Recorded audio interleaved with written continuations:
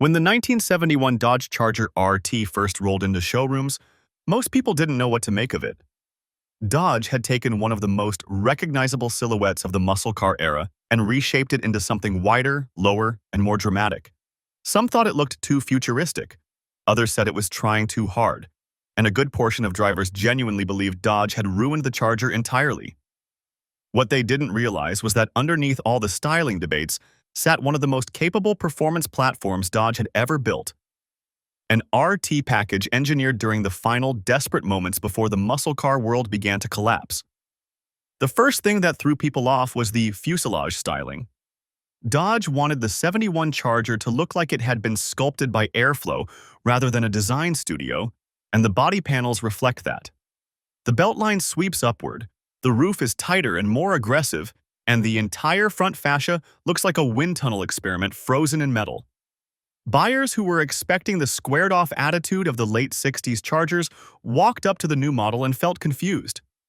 But the truth is that Dodge wasn't simply drawing curves. They were designing around lessons learned from NASCAR, where drag reduction and high-speed stability mattered far more than showroom opinions. Buried under the hood, the R/T trim kept Dodge's most serious hardware alive. The standard engine was the 440 Magnum, a massive big block with a 4-barrel carb capable of delivering torque figures that embarrassed cars far more expensive. And if you were one of the lucky few, you could check the box for the 426 Hemi, an engine that was basically a domesticated race motor living in a street car. These weren't bragging rights, they were the foundation of a chassis meant to handle real speed. The RT came with heavy-duty suspension components, thicker torsion bars, stronger shocks, and upgraded sway bars, all tuned to keep the big Charger flat and controllable when pushed. But the part most people underestimated was how the new design and engineering actually worked together.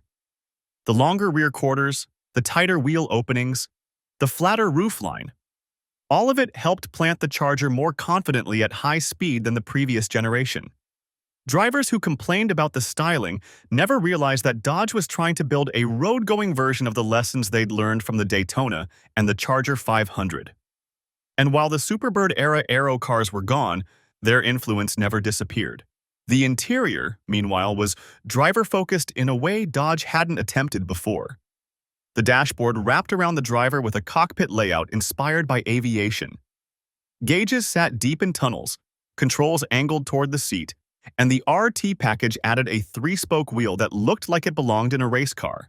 Yet when buyers first stepped inside, some complained it felt cramped compared to older Chargers. What they didn't understand was that Dodge wasn't building a living room.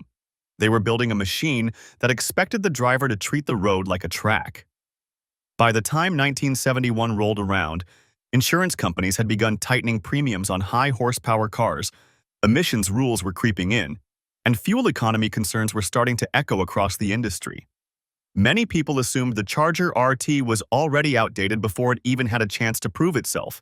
But underneath all the skepticism lived a car that, in the right hands, could outperform nearly every safer and more expensive competitor of the early 70s. And the drivers who knew what the Charger truly was didn't talk about the styling or the interior. They talked about what happened when you opened the throttle and let the big block breathe. What really changed the conversation around the 1971 Charger RT wasn't a commercial, a magazine article, or even dealership hype. It was what happened when the people who mocked it actually had to drive against it.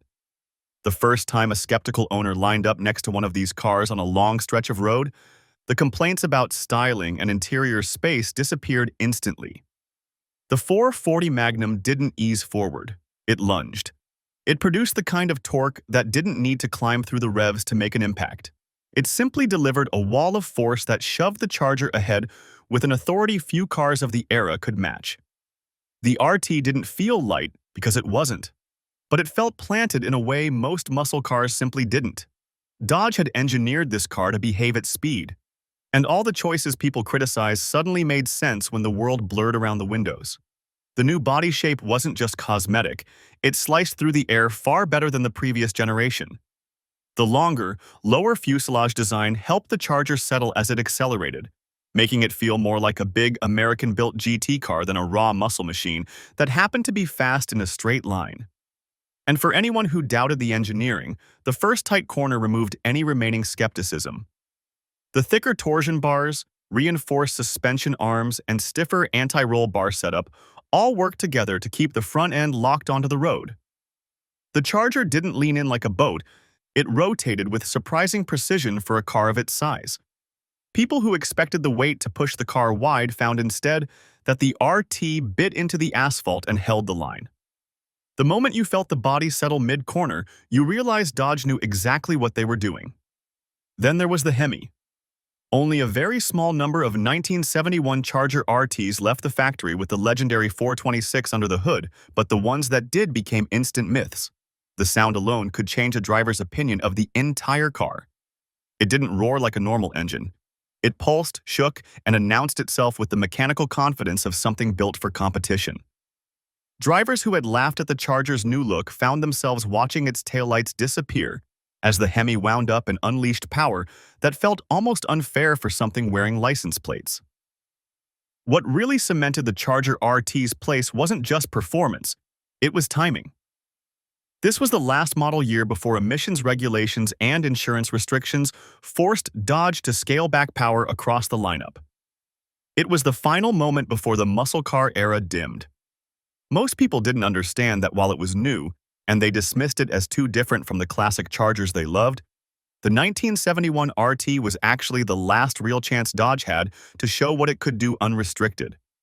It was the final stand of big block brutality wrapped in aerodynamic ambition. Years later, the same enthusiasts who dismissed it started hunting for surviving examples. They realized the car they ignored had been hiding something rare. A blend of engineering lessons from the wild, aerodynamic NASCAR years, a legitimate performance chassis underneath a controversial redesign, and engines that represented the peak of Dodge's muscle-era engineering. The 1971 Charger RT wasn't just another muscle car.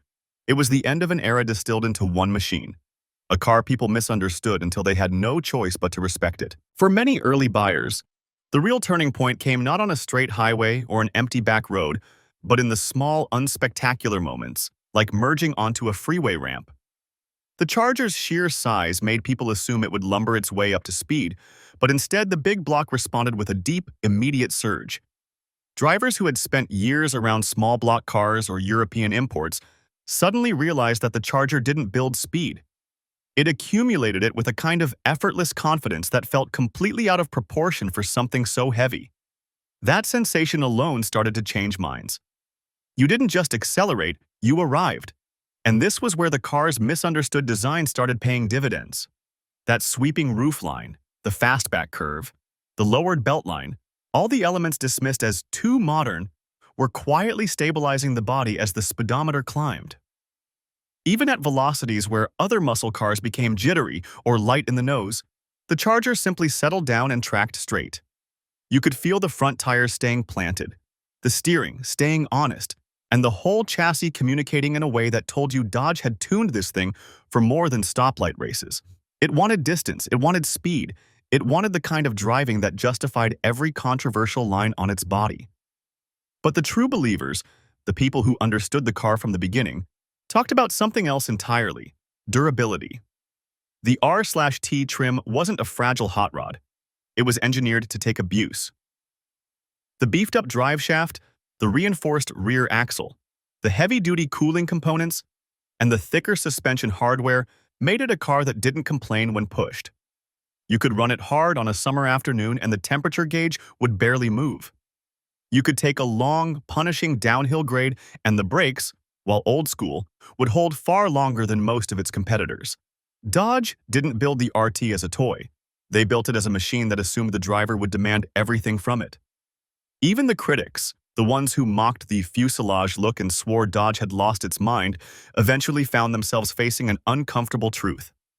They'd see a 71 RT take a long bend at speed and stay perfectly composed. They'd hear that thick, hollow-chested growl of the 440 Magnum punching past them. They'd watch a Hemi car launch like an aircraft clearing the runway. Slowly, the laughter stopped.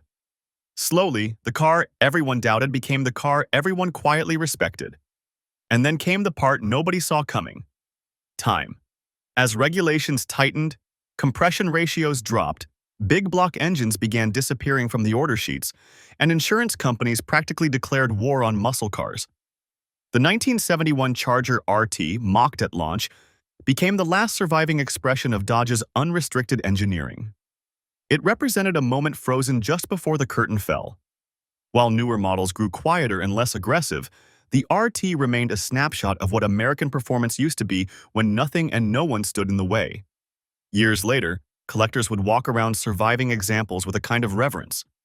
They'd run their hands along the curved quarter panels, look over the cockpit-style gauge layout, and listen to that heavy door shut with a reassuring thud. They realized something simple and undeniable. This was the Charger that carried the muscle era across its final threshold. It wasn't as flashy as the Daytona, it wasn't as famous as the 69, but in many ways it was the most meaningful. It was the last roar before the silence. And that's why the people who once laughed at the 1971 Charger RT eventually became the people who wished they'd bought one. It didn't just outperform their expectations, it outlived them.